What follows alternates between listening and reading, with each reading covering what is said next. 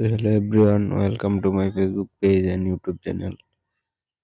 আজ আমার সাইকেলটিকে মডিফাই করতে যাচ্ছি, যার জন্য সামনের এবং পিছনের চাকাটি খুলে নেব। যারা অল্প বাজেটের মধ্যে ডার্ট ফ্রেম বানাতে চান তারা আমাদের সাথে যোগাযোগ করতে পারেন। ভালো একটা ফ্রেম কিনতে গেলে 10-15 হাজার টাকা লাগে। এখন আমরা কাটা শুরু করব। আপনারা ভালো করে দেখেন কোন কোন জায়গাগুলো বিশেষ করে কাটতে হবে। ভালোভাবে আগে নাপ দিয়ে নেবেন, নেওয়ার পরে সুন্দর করে কাটবেন। আমি অনেক দিন ধরে ভাবছিলাম যে আমি একটি লোহার ফ্রেমকে ডার্ট ফ্রেম বানাবো, যার জন্য আজকে কোনো কাজ ছিল না, তার জন্য আজকে ফ্রেমগুলোকে ডার্ট বানানো শুরু করলাম। তারপরে এদিক দিয়ে বড় ভাইকে দেখিয়ে দিচ্ছিলাম যে ওই জায়গায় কাটলে ভালো হবো, সে বলতেছে না ওই জায়গায় কাটলে ভালো হবে। তারপর দেখেন পিছনটাকে একবারে আলাগ করে লাইছে, কুলজা শেষ। তারপরে সামনের দিক দিয়ে কাটতে হবে। দেখতেই পাচ্ছেন এটা একটা সাইকেলের লোহার ফ্রেম। সাইকেলের ফ্রেম ডাট করতে হলে মূলত ওই জায়গায় একটু মাপ দিয়ে কুচা করে একটু কেটে নিতে হবে দুনো সাইড দিয়েই। তারপরে এই জায়গায় কাটতে হবে।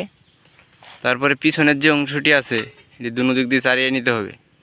এই যে পিছনে ওই জায়গায় কাটতে হবে, আবার মাঝ বরাবর কাটতে হবে।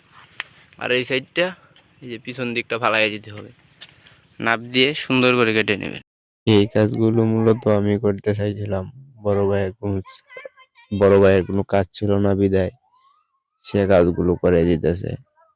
এদিকে কারেন্ট চলে গেছে, যাওয়ার পরে আমরা আবার টিলারের চাকা খুলতেছিলাম, চাকা খুলে অন্য চাকা লাগাইতেছিলাম। আর এদিক দিয়ে কারেন্ট আসার পর ভালোভাবে নাপ দিয়ে নিয়ে একবারে সোজা করে তারপরে এগুলোকে জ্বালাই করা হবে। এই যে জ্বালাই কাজ চলতেছে এখন, মোটামুটি ভাবে আগে আটকানো হবে।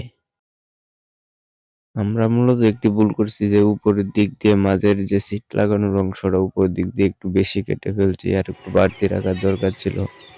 প্রথম অবস্থায় তো যার জন্য একটু বেশি হয়ে গেছে। আচ্ছা, এটা কোনো সমস্যা নাই। তারপরে সুন্দর করে জ্বালাই দিয়ে নিতেছিলাম। আপনারা জ্বালাই করার সময় অবশ্যই সিটের পাইপ টিটের ভিতর দিয়ে নিয়ে নেবেন, তারপরে জ্বালাই করবেন, তাহলে ভালো হবে।